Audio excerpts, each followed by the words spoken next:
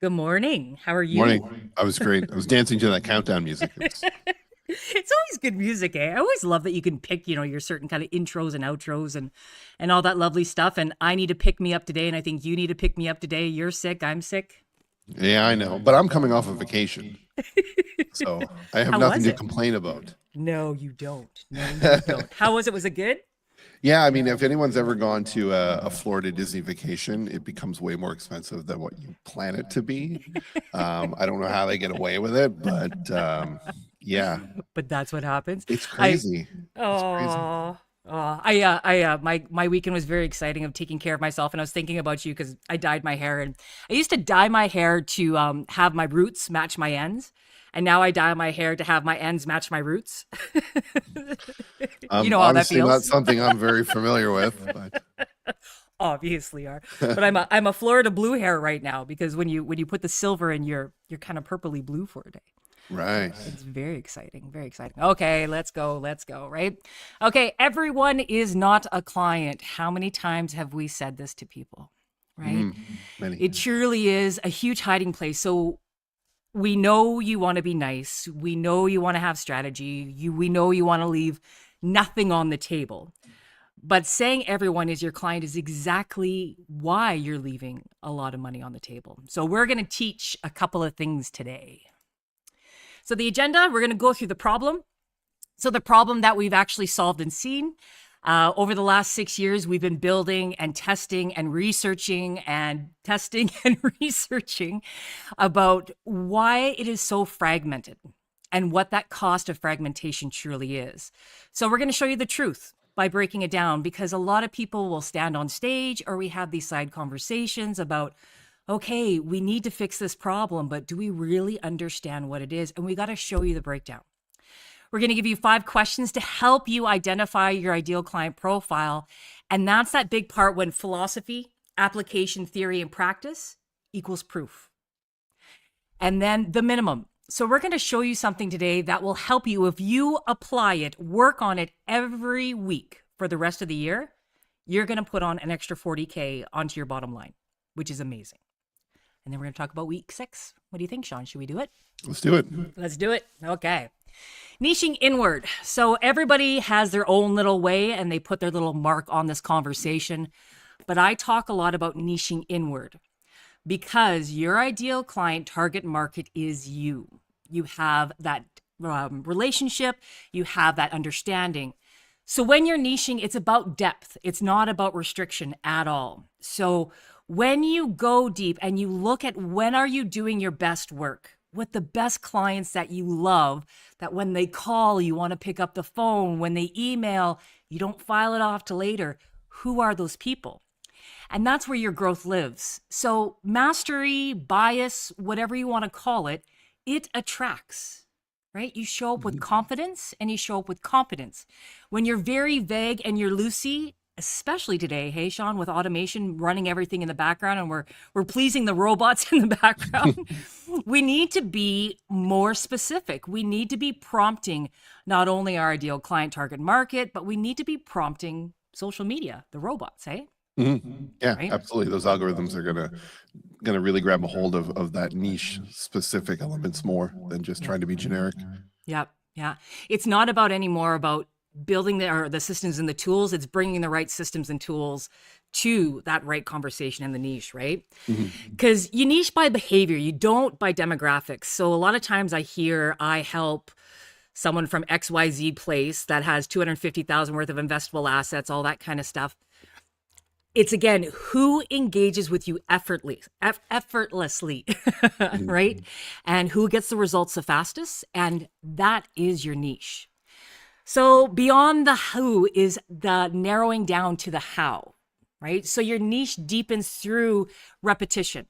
So as you work on it more and more and more, you now figure it out the how to have better tools, how to connect deeper, how to get that business to grow year over year. So it's very interesting. And there's even just little studies and data around. I record myself a lot talking. So my thought processes or my ideas that are coming through. And it's incredible how much clearer I become the more I record and talk out loud. How about you, Sean? Absolutely. I'm doing a lot more like voice dictation instead of typing. Mm-hmm. So that allows you to really just speak in your authentic voice a lot more. And I think if you ever tried to write a letter or a post typing and then tried the exact same thing just speaking it, the speaking one's going to be far better. Way better. Way better. I always, before I ever post, I'll type it out and then I'll read it out loud, or I'll have someone read it to me. So I'll call Mike and be like, hey, can you read this to me? I need to hear it. You really need to hear it. That helps a lot. So by bringing all this stuff about understanding its depth, understanding that mastery attracts, right?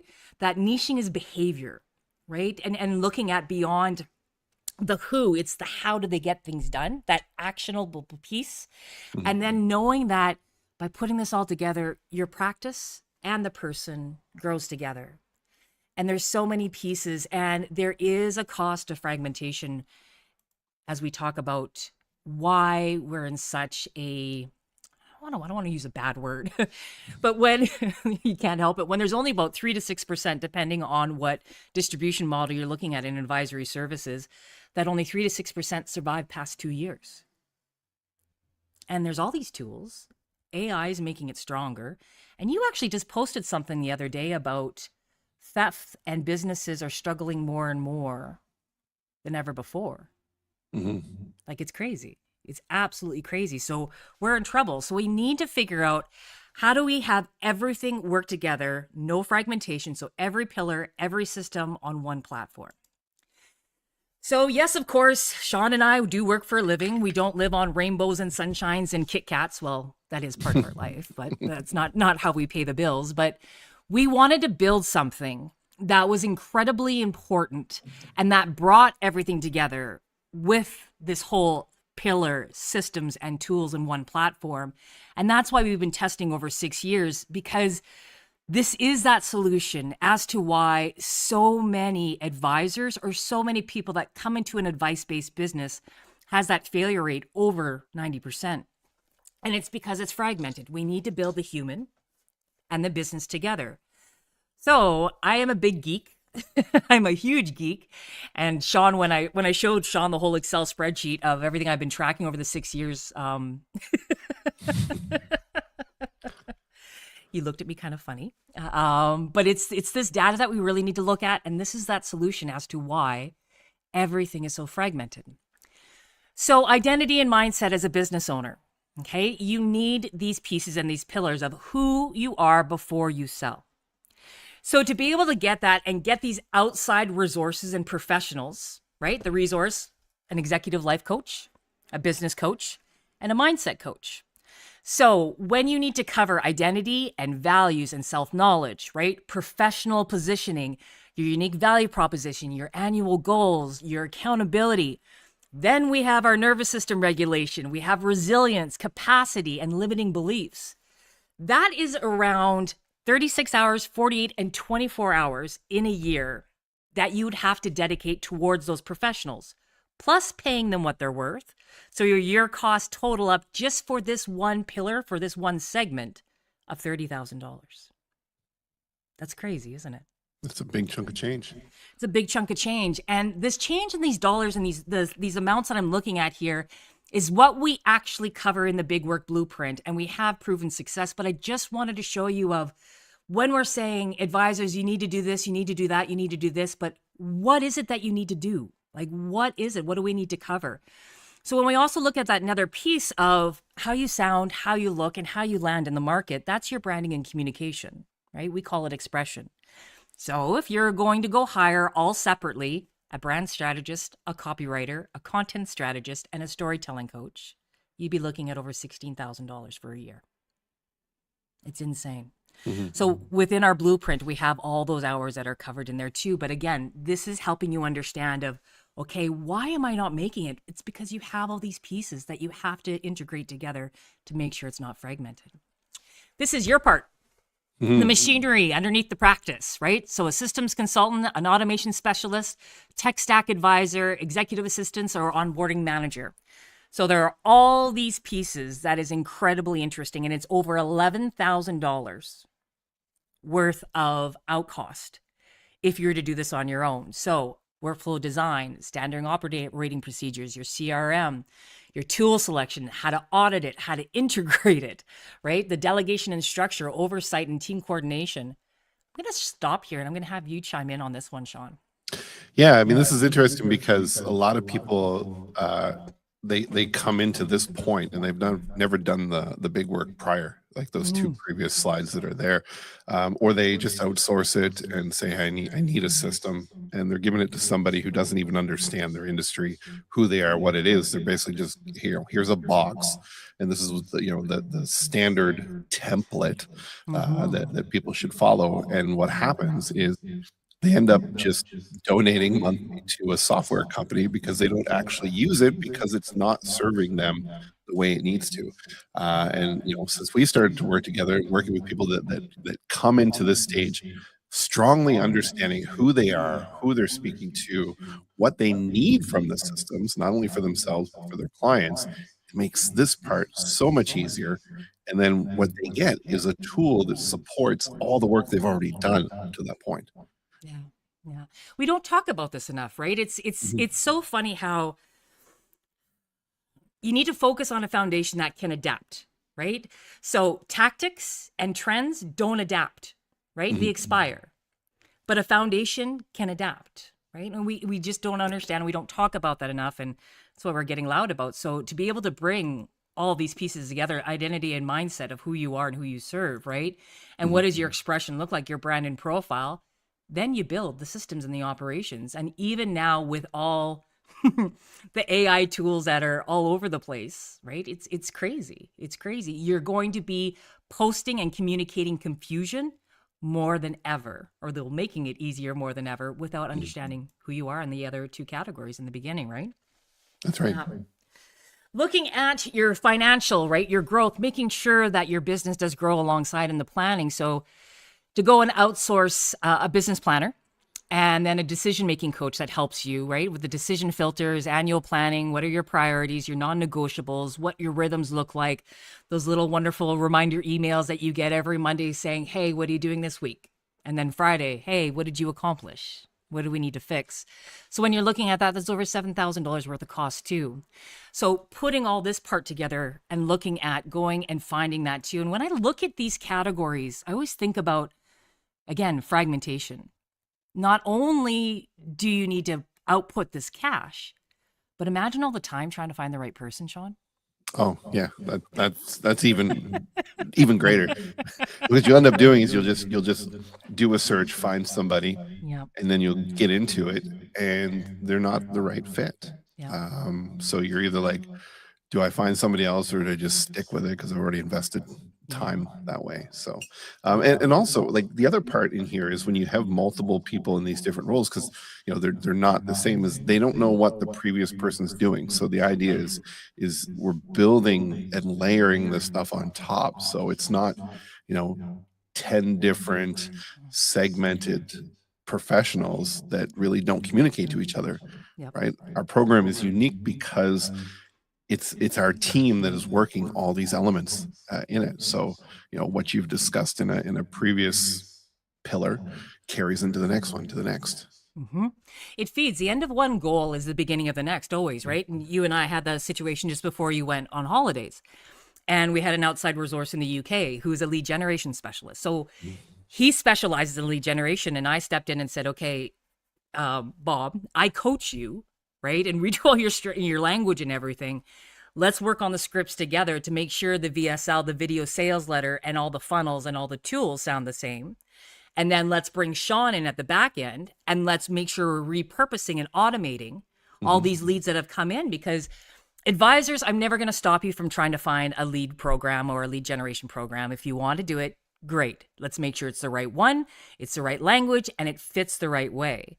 But let's also make sure that we are mining all of those pieces and that we have a system and tool to be able to do it so that you can go sell and help people, right? That's right. Peer groups. This is something that is underrated. I need a peer group. I need people to work with, and we all do. Being an entrepreneur is extremely lonely. So peers keep you honest and they keep you motivated, right? When I have a bad day, I'm having a Kimmy Pissy Pants Poo Face Day, I call Sean and I'm like, I need my 8 minutes. Can you cheer me on a little bit? Tell me again why we're doing this? Because it's hard. Hmm. It's really hard. So if you're going to a BNI or a mastermind group or whatever it means, and if you have an industry mentor and going, and even that cost, so this is how crazy I go, even that cost of going out for a coffee and having a sounding board, you're looking at about a $3,000 cost per year, just going out for coffees and asking for help. So why not invest that into the right place, right? So looking at this part, it's over $9,000 worth of a spend. So when we look at this whole stack, right, of these 15 different expertise to bring in, right, and these 5 different regions, we need identity mindset, brand communication, financial planning, community accountability. That outlay of cost is $75,000 plus time to find the right people. It's insane, right? So that's why it took us 6 years to build this and lots of beta testing and proving. So when you hire this all separately, there are all those pieces that come through. And again, today's not about selling our program, but it's just about understanding why we do it this way. And there's a lot of MGAs and RIAs and home offices that are looking at our program, because when you're looking at, if you buy it separately on your own, it's $12,000 for a year. And if you're hiring separately, $75,000, that's huge. It's $63,000, right? And that's just your investment. We're going to go on later about actually what the real results have been that we've been testing and looking through. But it's so funny, when I used to be a wholesaler and I used to get in trouble all the time because we would talk about the annual cost, and we used to get taught by coaches of, no, Mitch, say the lower price, say the monthly investment. So in this case, it's $1,000 and don't say 12,000.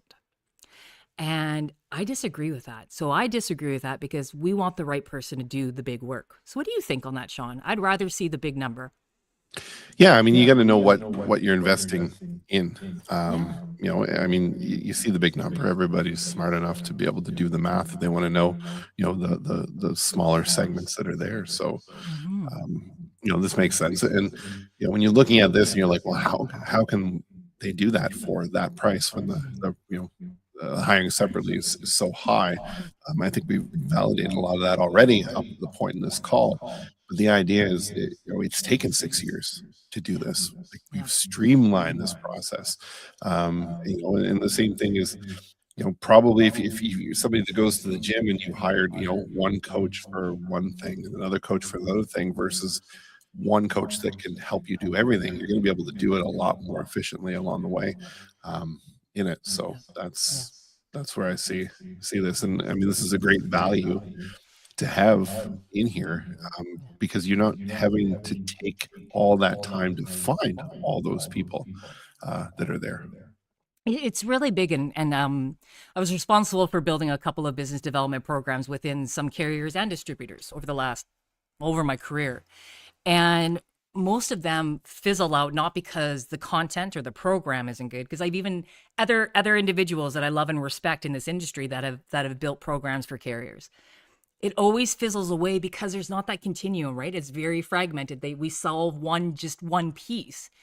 And you can't do that. If you are really serious about addressing the gap, find us, an organization, something that brings all this into that it's not fragmented.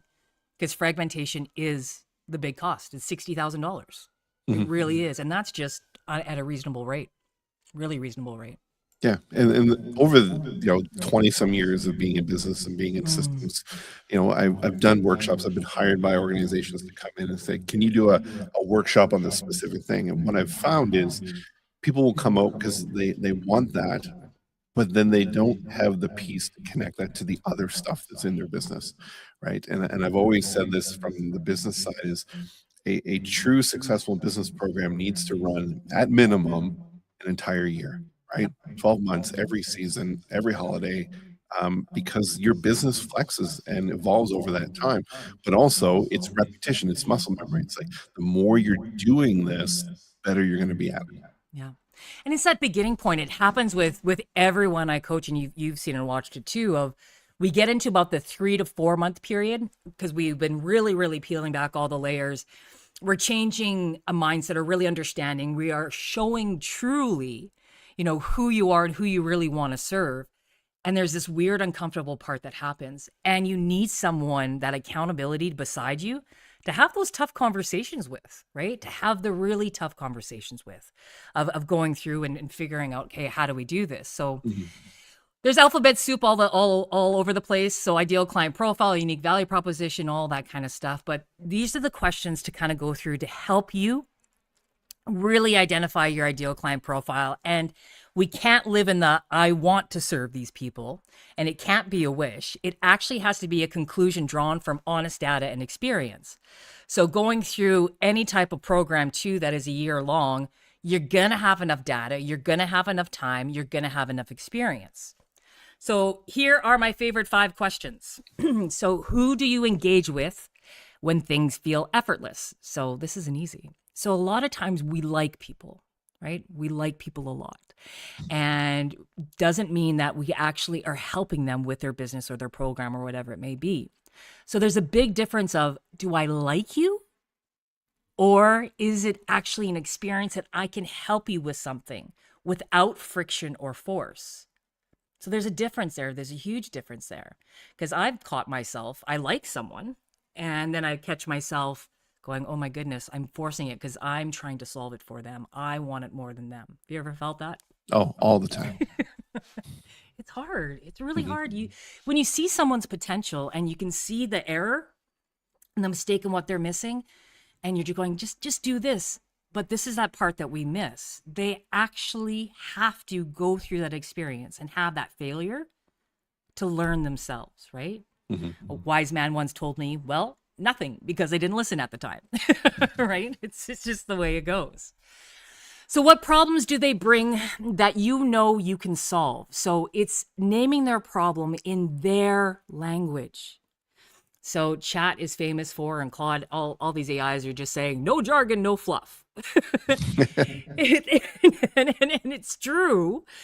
But how do we change that? How do we understand? Because we want no jargon. We want no fluff. We want real language that resonates and that hits home, right? So how do you do that? It's not your solution language. It's not your educational, corporate, critical, and credential language. It's real human speak in their problem language, right? It's kind of when I dealt with you in a couple of things of building of funnels, or when I give you the website copy and that's an HTML file and you're asking me these questions, I'm going, can you treat me like I'm 2? I know I made something fancy and it looks really pretty. What are you saying? Yeah, I fall victim to that too. In your industry, you get comfortable with the lingo and the language all the time. And you're probably not even aware that you're doing it to your customers, because it comes so natural to you. Yeah, it really does. It's right. It's ingrained in us. And that's why that practicing, recording, repetition is so important. That's why that change is so uncomfortable, right? Because we're so used to it and we're so comfortable being in this little world and this little ecocenter of our language and our industry and our concepts, right? So what makes you unique and compelling to this person? So how are you different? Your results, your specific experience to create for them that you've done for them specifically.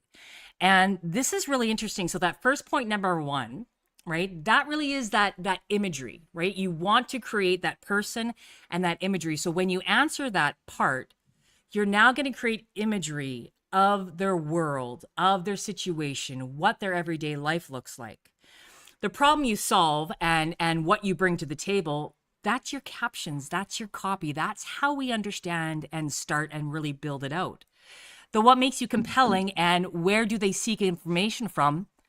That's your brand, that's your systems, that's your tools, that's how you build those pieces, right? Because I hear you saying this a lot too, Sean, of, okay, what platforms do they use? What tone of language do they like? What are the trust signals? How do we build that without even knowing? Because sending even an email at the right time builds a trust signal, doesn't it? Yeah, Right? absolutely. Yeah, it's a big piece.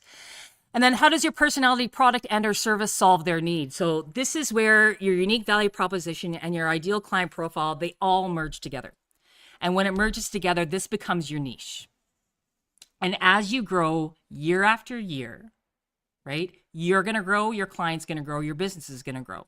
So you need to revisit this all the time. So in our program, we go back to the unique value proposition and unique and ideal client profile three times. right? Because it has to evolve. It evolves with you. I was just even looking at yours. Yours even changed over the last couple of months, I saw, since the Yep. last time I looked, right? We do it all the time. So the message is still there. The foundation is still there. But your language matures because your business has matured, and so have you, right? Mhm. Yeah. Yeah, I've heard the best visualization, and the reason mine has changed is because I've niched down, right? Very specific, and I don't know who said it. I heard it in the last probably month, but they said a tree grows in two different ways, up and down. Was that you? I don't know who said that, but was it you? Okay, It I was knew it me. was somebody so wise. So it was me because Brett and I were talking, and that came out. It's so funny. I love that. I love that. Okay, Yeah. that visualization just stands clear because I think a lot of people are like, how do I plant more trees? Right? How do I find more people out there versus building a bigger tree? Yeah. Right? Right.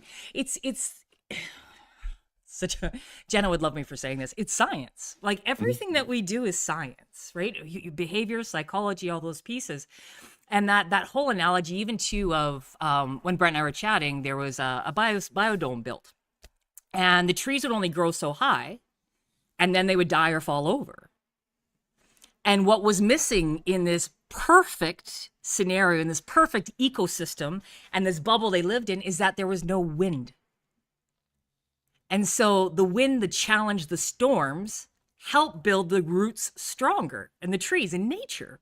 Hmm. The same thing happens with us too. So it's very interesting. Plants, trees grow up and they grow down, right? And they need something to help them become resilient, not protected, right? It's science. We're the same. I feel like Bill Nye, the science guy. Bill Nye. Did you ever watch Bill Nye? Yes. He was cool. He blew stuff up. It was awesome. Okay, reverse the formula. We've seen this all the time, and it's the ideal client profile when you're putting your elevator pitch together, when you're putting your descriptors together. All of them, again, feed into another, right? So when we were talking before about fragmentation or momentum or having all these experts at the same table talking, so one person will say this: I build your hero page, I build your flag in the ground statement, I build all that. They're the same damn thing. Right? So how do we use this that it's a longer form and we can shorten it and shorten it and shorten it? But a lot of times we say, I help business owners who want to, so that, because, right? That's the way it's been said for a very long time. If you start with because, your ideal client will recognize themselves right away in your first statement. So for many reasons, this flip is really important because you want to grab people's attention right away. So if I say, because you want to get clear, get organized, and get growing, do you see what I did there, Sean? That's your tagline, right? So that when you do that, right away, someone will hear of, man, I'd love to get because it's probably getting organized with you the most, right? They want to get organized. Right away, they'll listen more quicker. So there's that old saying of feelings are not facts. Well, facts actually bring feelings. So when you use because, you are saying something factual for your understanding. So because you want to get clear, get organized, and get growing, so that it hits hard.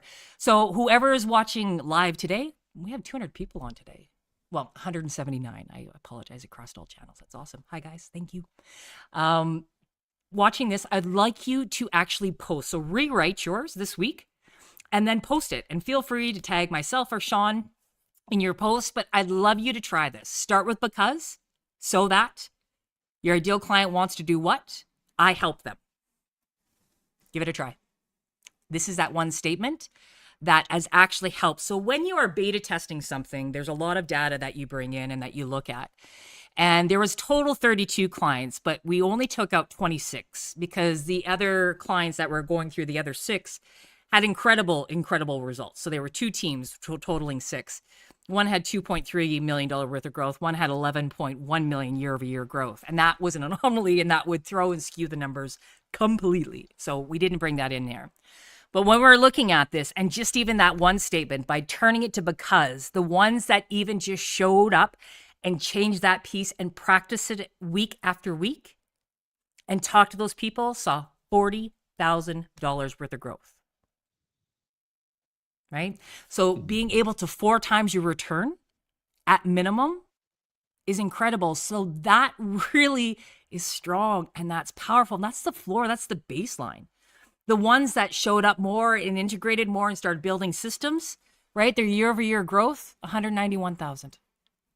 You guys, when looking at everything before, right? The $75,000 worth of outlay of costs, that $63,000 worth of cost of fragmentation and bringing it all together and really understanding how powerful it is if you commit yourself to that big work for the year through someone that touches all those pillars. So I'm going to shut up, Sean. What do you think about this one? I mean, I've never seen anything that was a baseline of 4x. Like it's in there. Usually it's like up to 4x. Like it's yeah. I mean, it's true. I mean, a lot of it comes down to you putting in the work and showing up, right? And a lot of times, you know, if you've been in other programs, you're like, you know, I just don't, you know, I'm feeling a little off today. I'm just not going to go, that type of stuff. But just showing up, just being present is going to get you these results, right? Yeah, it really is. It's hard. It's simple, but not easy, right? So the formula's there, the foundation there, everything is there. It's simple, but it's not easy. And that really part is that cost of fragmentation and just showing up. And these numbers are real and they're honest and they're true data. So it's that part of something just as simple as changing how you speak to yourself, to your clients out into the world at minimum. And this is an average advisor who takes care of the family market. That's why I took those 6 out, because they were taking care of the business market. This is average. Right? I wish I could guarantee it, but I can't guarantee that you're going to show up. If I could guarantee you'd show up every week, I'd guarantee this, but I can't. So really looking at this other piece, and this is a picture that most don't talk about and don't see. So going back even to, right, those 15 expertise pieces that I talked about before with all that time of, if you went to find it yourself, it's like 372 hours out of your life that you'd have to go just doing the exercise, not talking and finding the people. But looking where this growth actually comes from. So again, my geeky brain, looking at a conservative level and looking moderate and optimistic. So this is what it all came down to. So if you get 1 client retained by a strong identity and position, you get 2 referrals because everyone's referral ready. They know who you are. They can say your name. The time that you can recover within 3 to 5 hours per week, because you've got systems, because you've got automation. And that's a real number, right? So usually per week, you can recover 3 to 5 hours, honestly. Right, Sean? Yep, absolutely. Yeah. Cost avoidance by delegation clarity, right? So less contractor waste. We were talking about that before, right? There is so much, I call it contractor waste. And it's nothing wrong with the brand specialist or the copywriter or the contractor. You just have to start at ground zero all the time. And their interpretation of what you're trying to say, you get frustrated because you feel like you're saying it all the time and they don't understand you, right? There's this gap that starts to happen, right? And we don't talk about marketing spend. So when you have clarity on your messaging and all your pieces and better conversations and conversion, you lessen that spend. And then burnout prevention. So we don't talk about capacity, resilience, health costs, right? In our midweek focus, in our week in review documents, everything, we calculate how many hours per week are you going to dedicate towards your health, your wellness, your fitness, right? It's important. So when you're looking at all these levels, these are costs and spends that we helped take off your plate, right? So when you're looking at that $53,000 to the 191, right? Looking at all that money minus the cost of the program. So that's where that $40,000 came from in those different pieces. So I love breaking stuff down. So niching inward is a calm process. It is not a single decision. So when I talk about calm, and if you follow me on social, I talk about it a lot. We need to create the standard of the people that you are going to work with. So you got to stop taking every client and you have to start designing an experience that you can have sustainable growth from.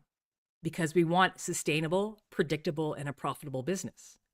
If you are changing your standard, if you are trying to appease everyone, that doesn't happen, right? Mm-hmm. Sorry, just about had a hiccup in the mic. So align. So it's your calendar has to align, it's your language has to align, and it has to match your ideal client. So when you say who you serve, it needs to be absolutely coherent through all the clients that find you, and it becomes less effort because you're not even it's even just watching advisors who I've been doing educational seminar presentations for. So teaching their ideal client about life insurance, about buy-sell agreements, about corporate insurance versus personal insurance.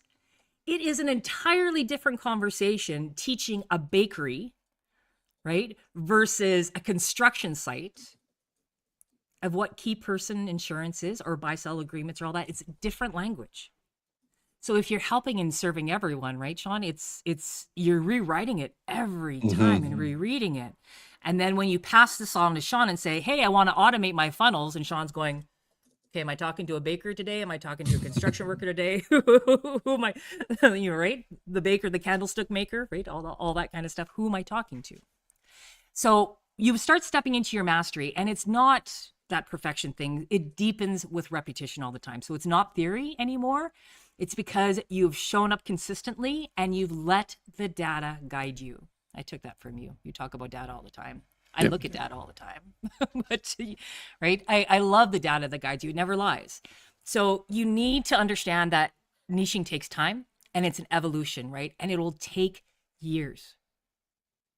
I wish I could say we could do it right away, but I'd be lying. Completely. You just got to start. Bull-faced lying. You just got to start, right? So how you grow into who you serve. So it's never a straight line. It's actually really funny, you know, that there's that meme or graph of, you know, what people talk about business, and it's this graph that grows up, and then there's the one of the squiggle lines everywhere. Yeah. Well, I always look at it and I got to figure out how to create it. If you take that imagery and your perception and your viewpoint of the squiggly lines and you kind of tilt it sideways, there is growth, but you're going to go up and down and up and down, like something's going to happen. So every time that you take a next evolution, a next leap in your business, you're going to level out for a while. Your content isn't going to hit as hard anymore. Your likes, your images, your impacts, your imprints, whatever you want to call it, is not going to rank as high anymore because you're starting with a new audience. You're elevating your audience, right? So the ones that you were speaking to before, you've outgrown them if they haven't grown along with you. Right? So it's always interesting to watch. So it's an evolution. It's a behavioral evolution. So when you author your own experience, when you align with your values, and when you regulate yourself first, you go into that mastery of this long, quiet practice. I'm bonkers for doing this for 6 years. I know I'm bonkers to do it, but the outcome, the reason why I wanted to do this is that looking at all this fragmentation and understanding why all of this contributes to one sentence of because you want to get clear, get organized, and get growing. Being able to pull that out and understand and say that confidently, you have to have all those parts put together of who you are as a person, right? So we're going to wrap this up. And something that I just want you to really think about. The old WIIFM makes me think of WKRP in Cincinnati. So what's in it for me equals your ideal client. So every piece of content, every post, every conversation is filtered through their experience, their lens, their life, not yours. Caveat, it's probably going to be really close because if you're niching inward, you're going to have the same experience, the same life, the same values, the same morals. But anyways, so how are you showing up when you're marketing your business? So are you relatable to the exact person you actually want to attract, and you have the resources, the education, the mindset, the systems and tools to be able to do it? Or are you just performing? And this is what scares me a lot right now, and what contributes to the numbers that I was referring to that you posted about businesses going down, is because of AI, because of all the accessibility of us being able to post very quickly or show up and perform without having the suitability, the sustainability, the education and the resources, the confidence and competence to do it, right? You really have to look at it. And it's okay if you don't know. It's okay if you need to grow, right? Mhm. So what elements make your client experience unique? So retention is not an accident. This happens in our industry all the time, especially in financial services, where advisors have books and blocks of business, thousands of people, and they're afraid to start and do anything after years of not doing it because they're ashamed and embarrassed. And it's not that they don't care. It's that they don't have the system or the tool or how to talk or how do we keep that conversation going. So it's never an accident. By having that retention of that question I ask of what are you doing to retain your ideal client beyond business as usual and beyond the product you sell? So what kind of extra value offerings are you giving? For example, of if your ideal client is pre-retirees, are you giving them educational letters about the healthcare, about fitness, about stretches, about Tai Chi walking, or whatever it may be that Mhm. reflects back to their life, right? And are you building a profile to elevate you as an expert? So presence plus consistency over time equals authority because people will recognize how you are showing up time and time again. So I'm going to pause there. What do you think about this one? I think it's key because if you're staying in touch and you're providing a value to them, which doesn't necessarily always have to be, like you said, with the product or the service that's there, but Ah, um, it's those people who are going to tell other people. So by doing this, a couple slides back, you talked about your marketing spend. Like that becomes less and less because now you got these people who are going to just tell other people when they're saying, "Hey, do you know an advisor? Yeah, like go to this guy or this girl yep. that we have because you've consistently been there for them, right? So you could essentially, if you're doing this really well, run your business without spending little to nothing on that marketing lead gen side. Yep. It actually really the spend becomes the brain expertise, right? When you're having the human conversation expertise. Systems and tools cost nothing. Like you and I have been building stuff for advisors and clients, and we're sitting there going, "Oh my gosh, this would have cost a developer what $150,000 we were looking at, or $200,000 not Mhm. even a year ago." And we're building all these things for advisors in 24 hours. Like it's crazy, right? Mhm. Yeah. So the investment is going to be more and more in the human side, 100%. Next Monday, this was number 5. Thank you for the live at 5, Mr. Sean. It's nice to have you back and as in the other co-host chair. It's nice. Next week, the problem you solve changes everything. So we're going to start talking about language and that gap between what you know and what your clients actually hear you say. And that costs a lot every day. It really does. Nobody wants to talk about tax. Nobody wants to talk about optimization. Nobody wants to talk about that. So, how do we bring that language forward to help them really understand and that they see themselves in that? So, we're going to give you some hints and some tips and tools and all that kind of stuff for that. So, that's it for me. Sean, anything to close up? No, this has been great. I think next week is going to be key too because like when we were talking about the marketing slide, I want to add this in there was you'll get a lot of people that are specific experts or said to be experts. They're like, you need a lead gen funnel that goes to a landing page, and then they're going to go and do this. Well, the problem is people's journeys aren't linear, like you said, right? So No. if your messaging is consistent across all the different areas that you communicate, whether they leave that journey and they hop over to your LinkedIn or they go to your website, and if it's all consistent, they're going to get back on that track a lot easier than it being disjointed. And that's Yeah. that's something that we ran into where the messaging that we came up with wasn't being adopted from a lead gen side, or there was some resistance there from it, which would have been a disconnect. Yeah. Yeah. It's there's so many pieces and parts, right? Mhm. Simple but not easy. And this is the world that you and I play in a lot. We want you to go sell. We want you to go take care of clients. We want you to do what you love. Because Mhm. so many times we have to build businesses in the beginning, especially on things we don't like to do. Right? Yep. So we do the things that you don't like to do. We want you out in front of clients and helping the world which is amazing. So Mhm. thank you so much. Like, follow, subscribe. Sean's Blue Cow Marketing. I'm the Approach Coaching Method. Our channels are all over the place, and tell your friends about us. And we cannot wait to see. Let's see if we can break 300 next week. I would be like so excited. We're teetering around the 250 mark now, so I'd love to break 300 on all our channels. That would be kind of fun. Just Bring make all it your fun. friends. Bring all your friends. We're cool. Okay. Thank you, everyone. Bye bye.